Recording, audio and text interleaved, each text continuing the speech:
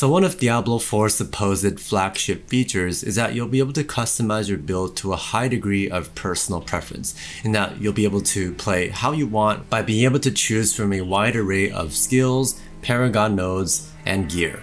However, with the increasing dangers of Sanctuary and Lilith, and especially if one cares about efficiency even when it just comes to progression and leveling, there are definitely a few helpful rules of thumb to follow when it comes to crafting a viable build.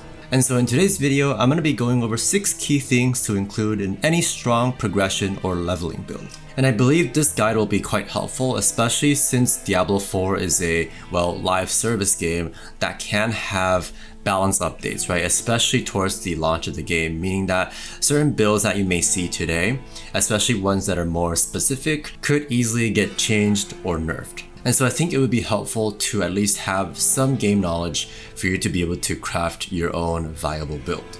So with that, the very first easy tip that I have for you is to include some sort of efficient AoE in your build, which will typically be your core skill that you'll be pumping many of your points into and also building around. And currently for each class, there are specific skills that theory crafters are recommending and prioritizing, although again, this could definitely change if and when Blizzard decides to update and rebalance some of the skills.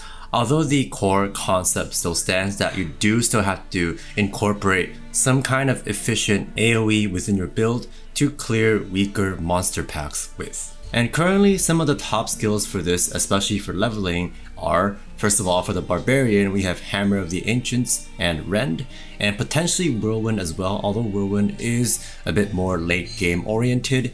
And then for Druids, we have Pulverize and Lightning Storm. And then for Rogues, we have Twisting Blades and Penetrating Shot. For Sorcerers, we have Arc Lash, which is actually a basic skill as opposed to a core skill, but despite that, it's still very strong for AoE. And Firewall and Meteor seem decent as well. And then on top of that, for Sorcerers as well, the enchantment for Fireball, which is a passive that you can equip, actually allows you to make enemies explode with a fireball that does 50% of your regular fireball damage. Next and last but not least, for Necromancers, they currently have Bone Spear as an extremely powerful, not only leveling and AoE skill, but also endgame skill. And besides that, Corpse Explosion, despite its nerf, is still helpful because it consumes a different resource than your main resource that you'll be using to cast something like Bone Spear or another core skill. And also, sort of as an honorable mention and something that can be useful for many classes, especially ones that get up close and personal, as well as for Necromancers, we also have the Thorn stat, which those who enjoy a pacifist playstyle and want to have a bit more AoE may enjoy. And now the next tip is usually more overlooked than the first, and yet it somewhat depends on the skill that you pick for the first tip for your AoE as well. And what I mean is, if your first skill for AoE is already so powerful, take for example the Necromancer's Bone Spear, which is so good that it can be extremely powerful in a lot of cases, not just for AoE, but for this tip as well, or this purpose as well, which is to focus on single target damage, or more specifically, the ability to reliably take down elites and bosses. Especially since Diablo 4 seems to have a pretty large focus on killing bosses, and the fact that they can be quite rewarding as well, right? Not just as the end bosses of dungeons, but also with, say, world bosses, and also your campaign progression encounters, and also even your capstone dungeon bosses, and even eventually the level 100 endgame final boss. So again, depending on your spec and class, this can definitely be the same skill that you use to dish out AoE damage to weaker monster packs, and also the same skill that you use to kill elites while you're at it, right?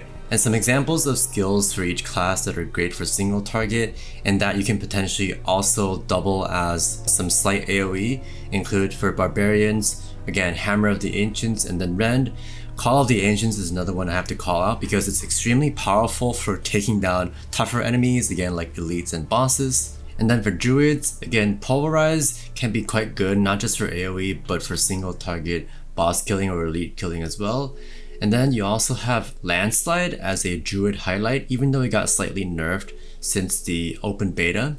And then for rogues, we have twisting blades, especially if you get the legendary aspect for the sort of rotating blades. And it's actually one that you can get relatively early on in the campaign in an Act 2 dungeon. But if you intend on playing ranged as a rogue, the skill Rapid Fire can be a really great boss killer, which is, by the way, the skill that Wudijo, along with the Poison Imbuement skill, used to solo kill Ashava on hardcore. Next, for sorcerers, Chain Lightning is still quite good even after nerfs, as well as Ice Shards is a great single target skill, similar to Rapid Fire. And then again, for Necromancers, Bone Spear is probably by far and away the best skill that they have right now, and it's multi-purpose. But if you intend on playing another skill, that should be fairly viable as well, although you won't be able to match the efficiency, especially in progression, with Bone Spear. Unless, of course, and this is extremely likely too, Blizzard does some additional tuning. And so with that, I predict that Race Skeleton will soon become a viable, especially leveling option as well.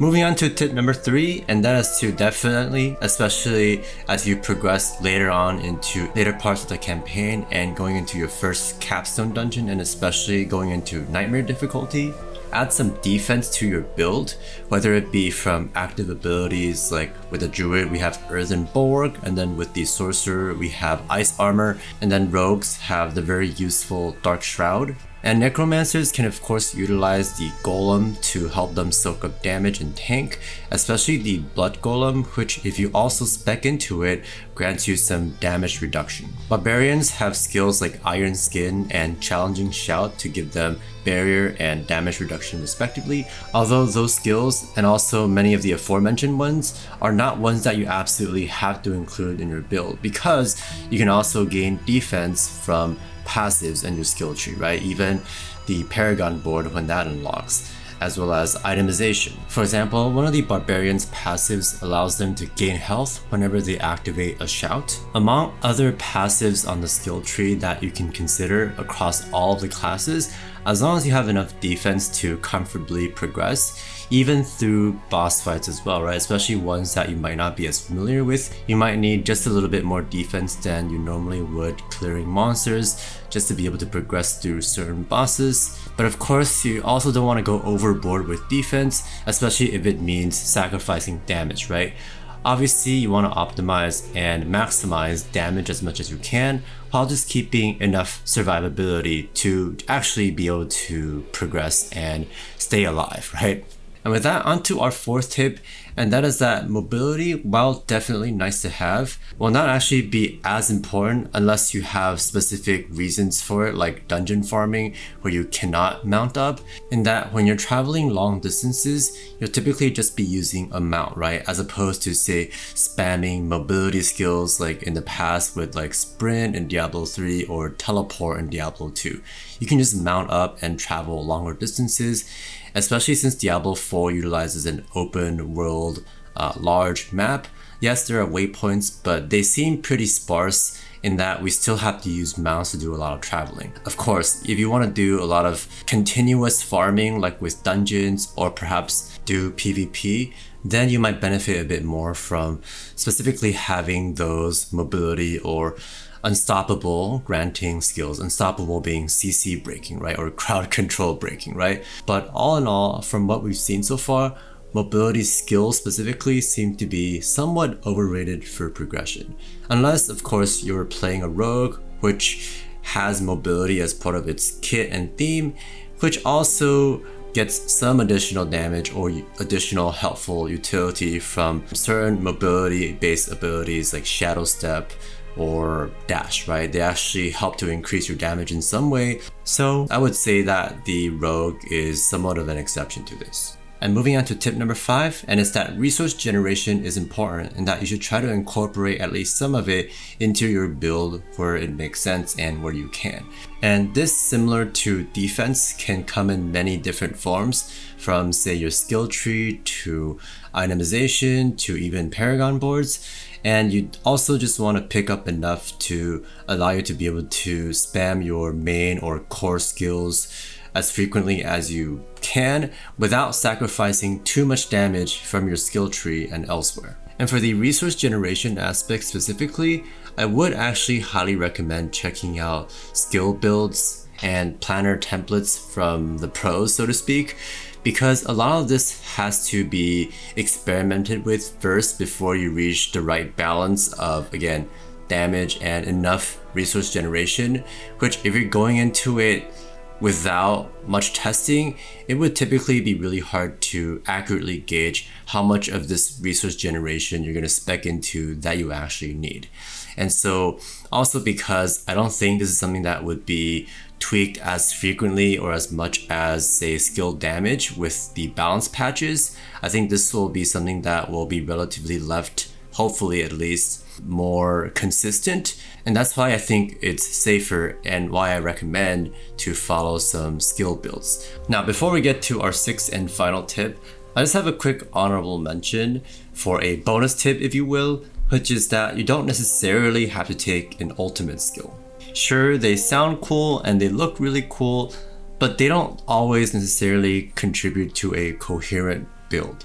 And so just think about what else you want to prioritize first, namely the 6 main tips from this video, before you consider whether it makes sense to take on an ultimate. Or if you just want to have fun with it, of course you can go ahead with that as well. And with that, for my final tip, and it's probably the best one as well, and that is to pick skill upgrades and passives that enable specific item affixes. Now, this will largely depend on the class and spec and playstyle that you prefer, but generally you do want to try to sprinkle into your build things like making enemies vulnerable or slowing enemies is a fairly common and easy to apply one.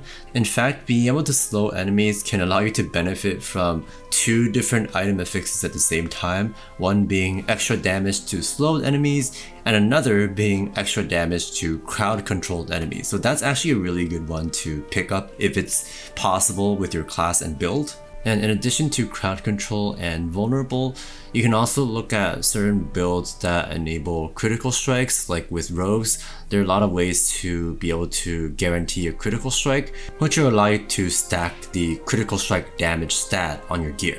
What I'm probably gonna do though is just to try to pick up a little bit of everything, mainly with crowd control or slowing enemies, as well as making enemies vulnerable and any other bits and pieces, because this will allow me to not have to scrutinize and think as much when I'm picking up an item upgrade, as long as I can count the number of useful affixes. Assuming that I can benefit from most, if not all of them, I don't really have to worry about which affixes I get on my items, right? Because I will be able to benefit from multiple. And those are my top 6 tips and rules of thumb, plus one bonus tip for planning out a powerful Diablo 4 progression build. Let me know what builds you plan on playing at the launch of Diablo 4 in the comment section below, and I will be sure to reply to your comments. And with that, thank you so much for watching. Consider subscribing to my channel for more cutting edge Diablo 4 content, and I will catch you in the next video. Peace.